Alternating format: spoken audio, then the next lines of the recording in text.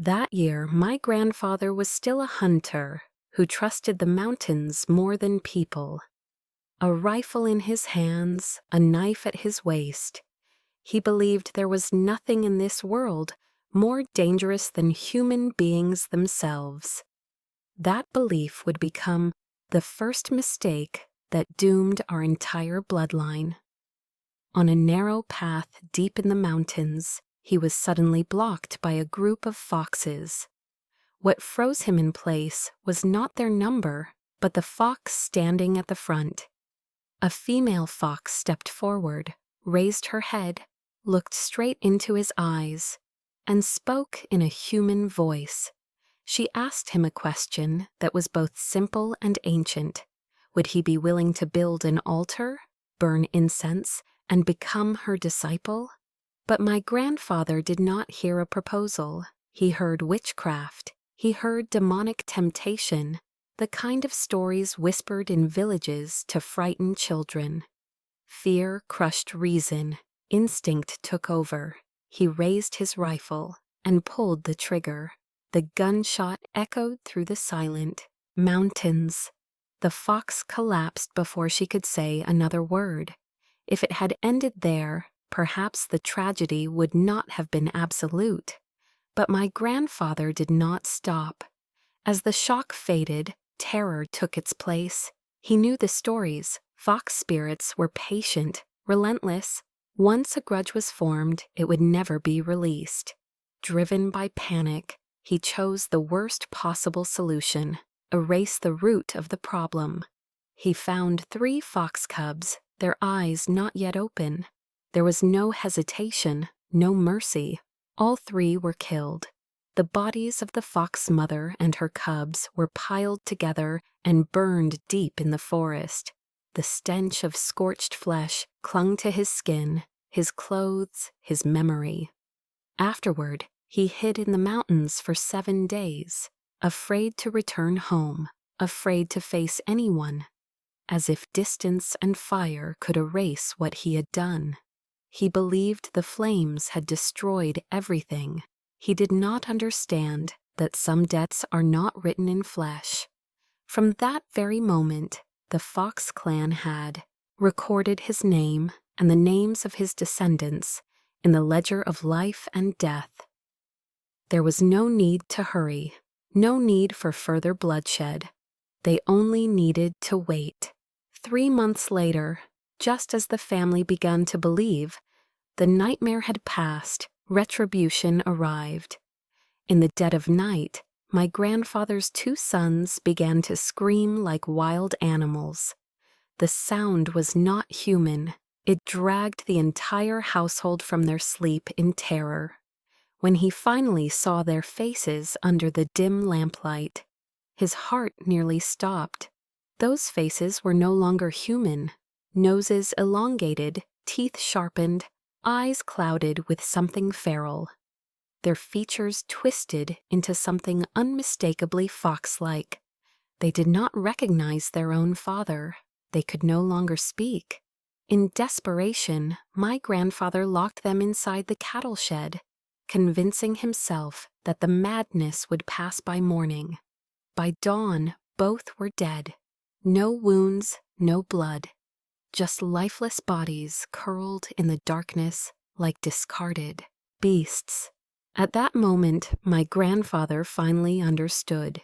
He had not killed animals. He had offended a force that could not be challenged with violence, nor escaped by hiding. No one dared to help him. No one dared to intervene. Overwhelmed by despair, he hanged himself inside his own home.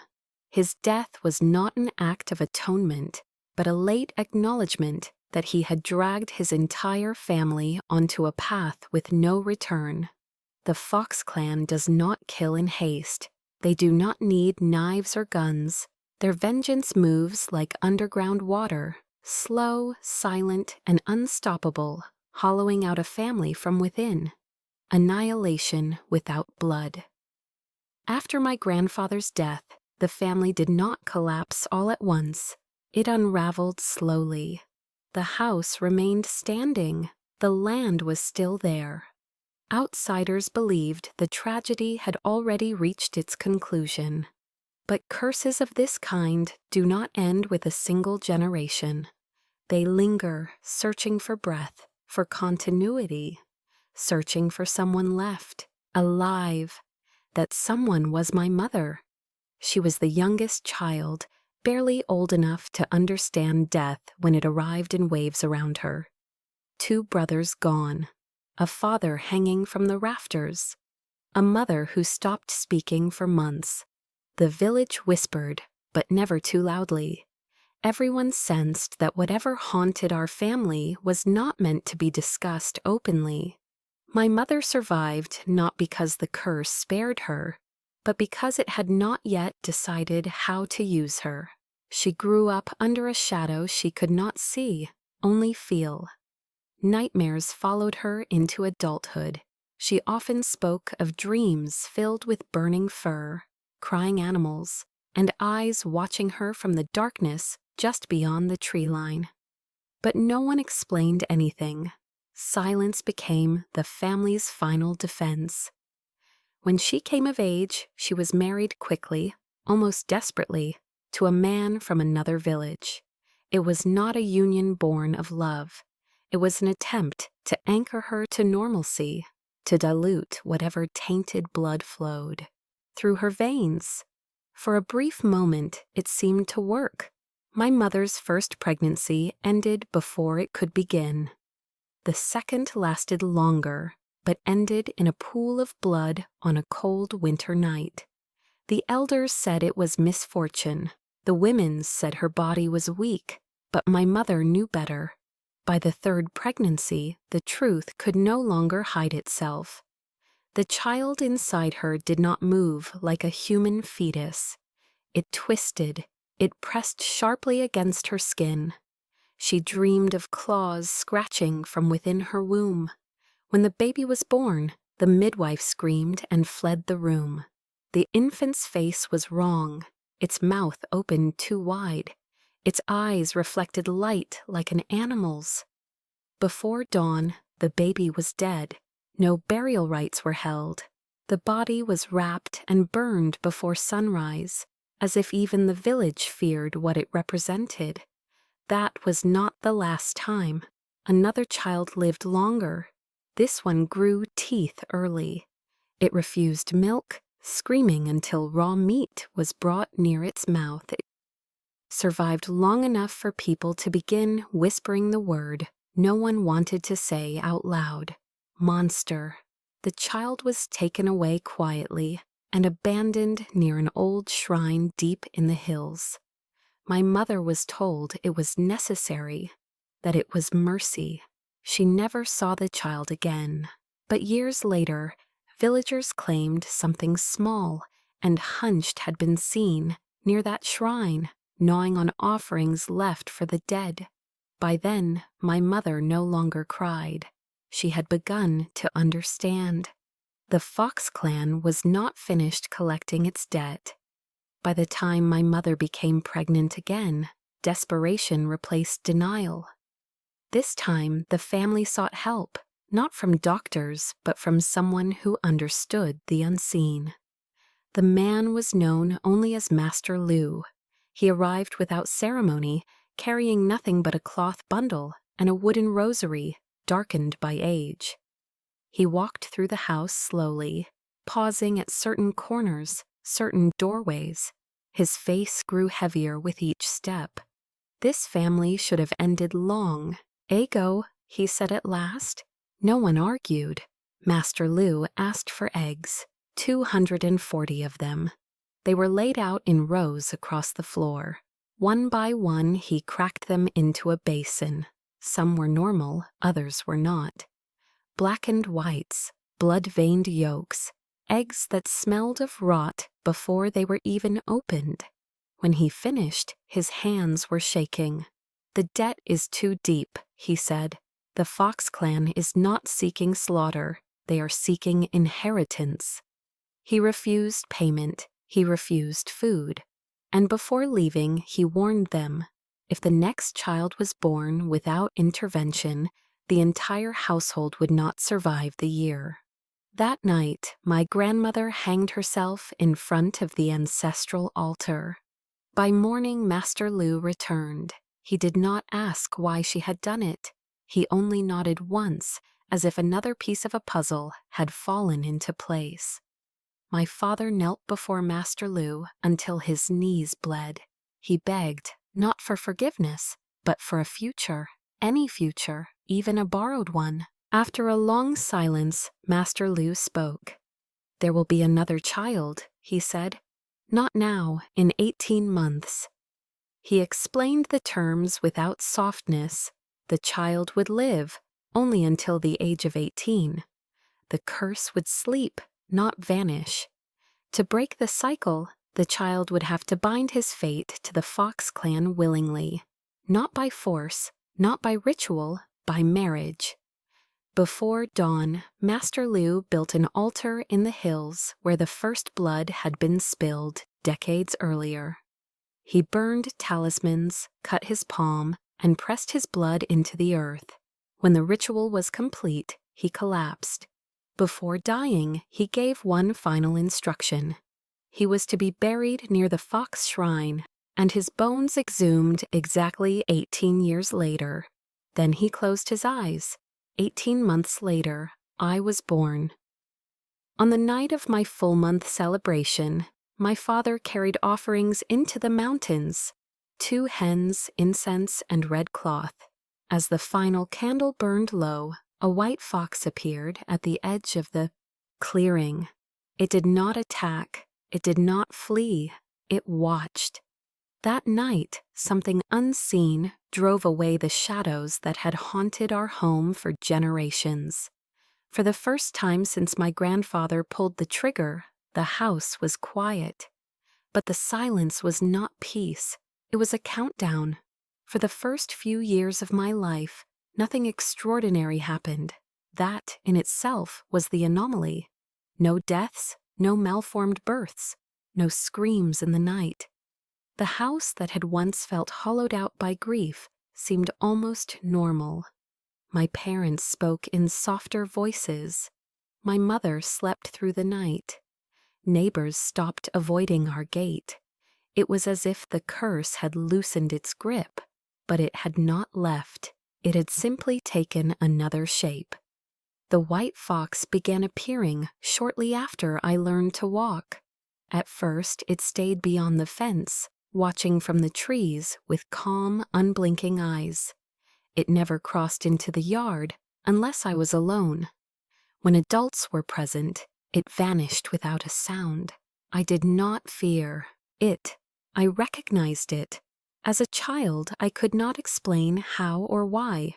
I only knew that when the fox was near, the air felt heavier, yet safer, like standing under a roof during a storm. When I was 4, I followed it into the forest. I should have been lost. Instead, I was returned home before sunset, unharmed, my clothes clean, my hands warm. My parents said nothing, but my father began leaving food at the edge of the trees that very night. The fox accepted the offerings without ceremony. This was not gratitude, it was acknowledgement. As I grew older, strange things began to happen around me. Dogs refused to bark at me. Snakes slid away when I approached. Once, a drunk man tried to drag me off the road. He tripped, screaming as if something had bitten his leg. There were no marks, only terror. At night, shadows pressed against my windows. I felt them. So did my mother. But nothing ever crossed the threshold. Something always stood between me and the dark. The elders said I was lucky. My parents knew better. By the time I turned 7, the fox no longer hid its presence from me. It slept near my bed on cold nights, its body warm, its breathing steady. When I woke from nightmares, it was already there. We did not speak. We did not need to. The change began when I turned 13. The fox stopped sleeping near my bed. It avoided my touch. When our eyes met, it looked away. I thought I had done something wrong. Then I began noticing other things. The fox's shape wavered in the corner of my vision. Its movements grew slower, heavier, as if it were learning the weight of something new. On certain nights, I heard footsteps outside my window, bare, hesitant, human. I did not tell anyone. One evening, I found clothes folded neatly near the tree line. A girl stood nearby, wrapped in moonlight and fear. Her hair was long and pale. Her eyes were the same ones that had watched me from the forest since childhood. She did not introduce herself. She did not explain. She only said quietly, "I was told to stay away from you." Her voice shook. She began living near the house, never inside it. She slept in the abandoned shed, avoided my parents, and left before dawn. During the day, she was clumsy, disoriented by human things, fire, mirrors, laughter. At night, she moved like the fox she once was. We spoke little at first. When we did, it was about meaningless things. The weather, the mountains, the sound of insects at dusk. But beneath every word was something neither of us dared name. The bond that had protected me as a child was changing. When other people noticed her, trouble followed. A group of boys cornered her near the river. They laughed. They grabbed. Before I could reach her, one of them screamed. He fell to the ground, clutching his arm, eyes wide with terror. Later, I found fox tracks in the mud, alongside footprints that were unmistakably human. That night, she cried for the first time. "I don't want to hurt anyone," she said, "but I can't stop it." On the eve of my 18th birthday, my father finally spoke. He told me everything. The gunshot on the mountain, the burned bodies, the sons who became foxes, the ledger of blood, the bargain carved from death, and the promise, if I wished to live beyond tomorrow, I would have to choose, not as a victim, not as a child, but as a man. The fox girl stood at the doorway, silent. She did not beg, she did not plead, she only waited. Because the final step of the curse had never been about punishment. It had always been about consent. Midnight arrived without ceremony. There were no drums, no witnesses, no blessings spoken aloud. Only the wind moving through the trees and the mountain watching in silence. My father led me up the narrow path behind the house, carrying a lantern that barely cut through the dark. My mother stayed behind. She could not watch what came next. Some deaths, she said, were never meant to be witnessed by the living. At the clearing where the altar once stood, the air felt heavier than anywhere else. I could feel it pressing against my chest, thick with old blood and older promises. The fox girl was already there, dressed in red cloth that did not belong to any village I knew. It looked too clean, too deliberate. Her hands trembled. She was not afraid of the ritual. She was afraid of me. An old stone tablet lay half buried beneath the soil. My father brushed it clean, revealing symbols carved so deeply they looked fresh. He did not explain them. He did not need to. This was not a marriage meant to bind two people. It was meant to bind two histories. The fox girl stepped forward. When she spoke, her voice carried no echo, as if the forest itself was listening too closely. "If you walk away," she said, "the curse will continue, not today, not tomorrow, but it will follow your blood, your children, their children." She swallowed. "If you stay, I will belong to you, and the fox clan will release its claim." Belong. The word felt heavier than any chain. I realized then that this was never about love. It was about containment, about sealing a wound that refused to close. The Fox clan was not offering peace, they were offering a solution. My father cut his palm and let the blood drip onto the stone. I was instructed to do the same. When our blood touched, the ground beneath us pulsed faintly, like a heartbeat returning after years of silence. The fox girl knelt. She did not look at me. I hesitated. In that moment, I understood something essential. If I accepted, I would never fully belong to the human world again. If I refused, I would condemn everyone who came after me. I took her hand. The forest exhaled. As the final incense burned down, movement stirred at the edge of the clearing. Eyes appeared in the dark, dozens of them, some low to the ground, some level with my own. Shapes shifted between fox and human and something in between. No one stepped forward. They did not need to. They were not there to judge. They were there to confirm that the contract had been witnessed, that the Fox clan's claim had been acknowledged and sealed. When the last flame died, the eyes vanished. The forest returned to stillness. But the silence was different now. It was not waiting, it was watching. Life did not change overnight. That was the cruelest part. The sun rose as it always had. The village carried on. People laughed, crops grew. No thunder split the sky. No spirits revealed themselves. To anyone looking from the outside, nothing extraordinary had occurred. But inside the house, the air had shifted. The fox girl crossed the threshold for the first time without hesitation. The moment she stepped inside, something ancient loosened its grip. The shadows that once lingered near the corners of the ceiling withdrew completely. The house felt finished, like a door finally closed. She slept beside me that night, her back turned, her body tense. There was no intimacy, no comfort, only the quiet understanding that neither of us could undo what had been done. In the days that followed, I noticed the changes. The animals that once avoided me now watched with recognition. The dreams that had haunted my childhood stopped, but were replaced by others.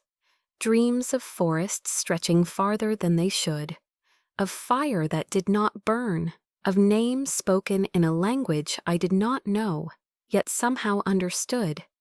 And sometimes I woke with dirt under my nails. One evening I asked her what would happen next. She did not answer immediately. "Your life will be longer," she said finally. "But it will not be simple. The Fox clan has withdrawn its curse, but not its interest." I learned then that marriage had not erased the boundary between worlds. It had merely turned me into a bridge. People with lingering spirits began to find me, not intentionally. They were drawn, like moths to a dim flame. I could feel things others could not, hear whispers beneath ordinary sounds, sense when a place had been claimed or abandoned. I was no longer haunted, I was marked. Years later, when my father died peacefully in his sleep, the mountain did not stir. No foxes appeared, no debts came due. The ledger had been closed, but the cost of survival remained etched into my life. The fox girl, my wife, never fully became human. She learned to smile, to speak, to blend in. But mirrors unsettled her. Crowded places drained her. On certain nights, she returned to the forest alone and came back with leaves in her hair and a distance in her eyes. We did not pretend this was a fairy tale. It was an ending and a beginning. Some curses end with fire, some with blood. Ours ended with a vow. But vows are living things. They must be carried, maintained, remembered, and sometimes defended. Because the Fox clan never forgets. They only decide when to stop collecting. After the wedding, time no longer moved the way it once had. Years passed, but they did not feel earned. My body aged, but slowly, unevenly, as if something unseen were negotiating each step on my behalf. I learned to stop counting birthdays. Numbers had lost their authority over me. The Fox clan had withdrawn its curse, just as promised. No more twisted births, no more deaths without wounds. The ledger that had haunted my bloodline for generations was closed, but the world had not returned to normal. It had widened. I began noticing places where reality felt thin, crossroads where the air hummed softly, abandoned houses that seemed fuller at night than during the day, stretches of forest where sound died abruptly. These places noticed me in return. Spirits came first in dreams, then in waking moments. Not violently, not dramatically. They hovered at the edges of my perception, hesitant, curious. Some were lost, some were bound to old regrets. Others simply lingered, unable to cross whatever boundary separated them from rest. I understood them instinctively, not because I was gifted, but because I was no longer entirely human. The Fox clan never appeared openly again. No glowing eyes in the dark, no warnings spoken aloud. Their presence was felt instead through absence. Threats dissolved before reaching me. Curses aimed at my household lost their shape. Even hostile spirits hesitated, as if recognizing something etched into my existence. I asked my wife once if the Fox clan was still watching. She smiled faintly. "They always watch," she said. "They just don't interfere unless necessary." I learned then that the contract had not made me a servant. It had made me an asset. I became a quiet node in an invisible network, someone who balanced what leaned too far, who noticed what others ignored. When people came to me for help, it was rarely with clear understanding. They said things like, "This place feels wrong," or "Something followed me home." I never called myself an exorcist. I did not banish. I mediated. That was the Fox clan's way. Years later, I asked the question I had avoided for too long. What does the Fox clan still want from me? My wife did not answer immediately. She was older now, more human in her mannerisms, less so in her eyes. Time touched her differently. "Balance," she said at last, "and remembrance." She explained that the Fox clan was never driven by cruelty. They were archivists of consequence. They remembered debts long after humans forgot them. What my grandfather had done was not unforgivable, but it had been unacknowledged. The contract had not erased the past. It had acknowledged it. My role was not to suffer for my ancestors. It was to ensure that such debts were not ignored again. One winter night, long after my parents had passed, I dreamed of the mountain again. Not burning, not bloody, silent. The Fox mother stood where she had fallen decades ago, whole, unscarred, watching me without hatred.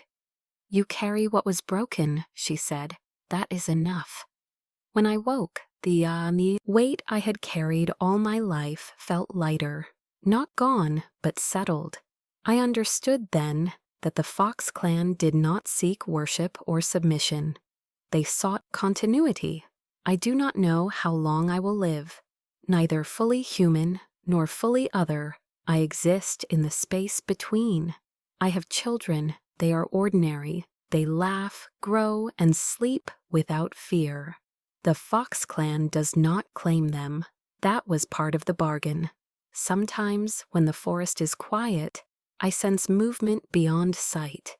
A familiar presence, not threatening, not demanding, watching. Because some contracts do not end, they transform. Curses are not always broken by violence. Some are ended by understanding, and some debts are not repaid with blood, but with memory, vigilance, and choice. The Fox clan never wanted destruction. They wanted the world to remember that nothing taken goes unpaid, not forever. If you're still here until this moment, it means the story has reached you.